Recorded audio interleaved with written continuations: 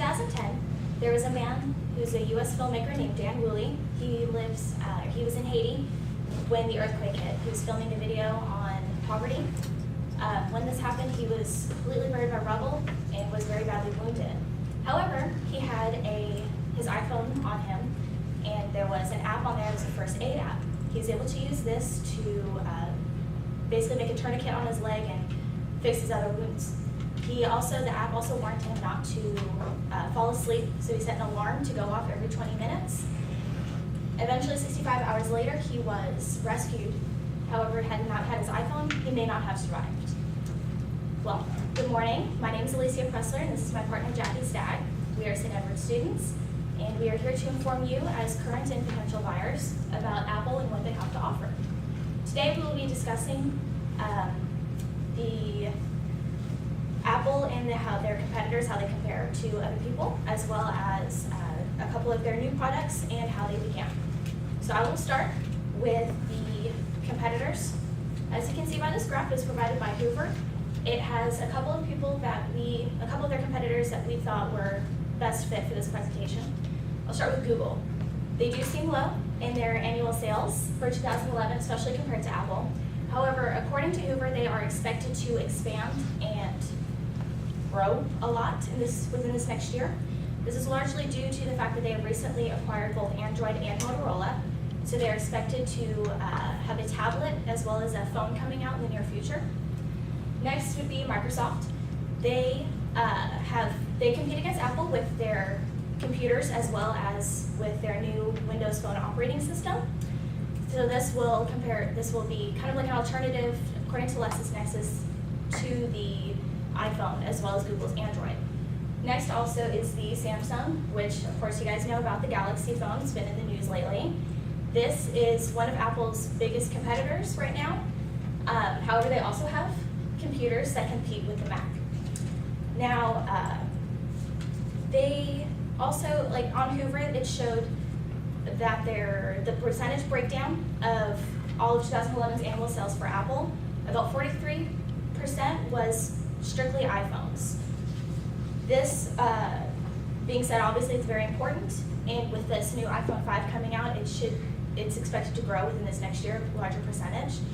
There's also, for the iPads, it was about 19%, and their laptops was about 12 or 13%. So I'm going to go ahead and pass it on to Jackie. She's going to talk to you guys about the beginnings of Apple. All right, the beginning of Apple started with Steve Jobs and Steve Wozniak when they were working solely in their garage to create most of their computers back in 1976. Between 1978 and 1980, their sales grew from 7.8 million to 117 million when they went public. During the 1980s, Steve Jobs came up with the idea of the Macintosh computer, and by the time they went into the new millennium, 2000, they started a new project called the iPod.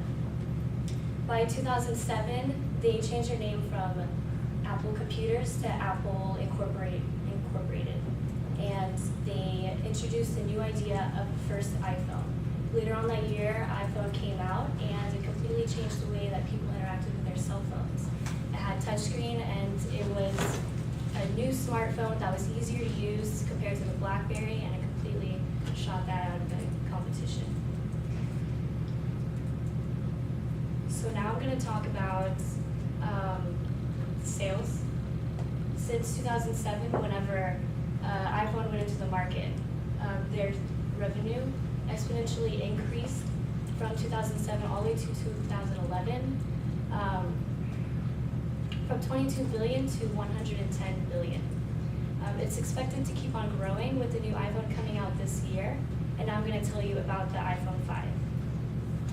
Their latest product is the iPhone 5, and compared to the iPhone 4S, the features include being smaller in form, it's a lot lighter, it has higher resolution, and the battery life is a lot longer.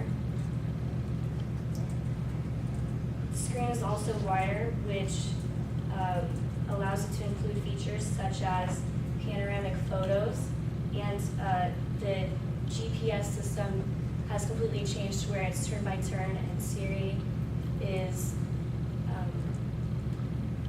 is also upgraded Along with the turn-by-turn GPS system, you could also look at the maps in 3D.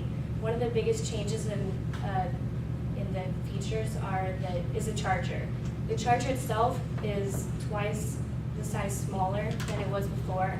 A lot of feedback with this is kind of negative, but what people need to see is that with a smaller charger, it'll become more compatible. It's more efficient, it's a lot easier to carry around. Also, there's an adapter, that way you can still use it with other iPod and iPhone products. Also, the headphones have changed to a new style. They call it the Apple EarPods. It's a lot smaller, it fits a lot better, and it has higher sound quality. The iPhone 5 comes out September 21st, this Friday. And now I'm going to let Alicia conclude our presentation. Thank you. So we have talked to you guys about a couple of things. The first one about Apple and its competitors and how it is completely in the lead with all of its sales and is expected to do so by the end of this year. We've also talked about Apple and how they started and how they've completely revolutionized the way that we use technology today. And lastly, we talked about their newest product, the iPhone 5. It is their most efficient phone yet. Thank you very much for your time. Are there any questions?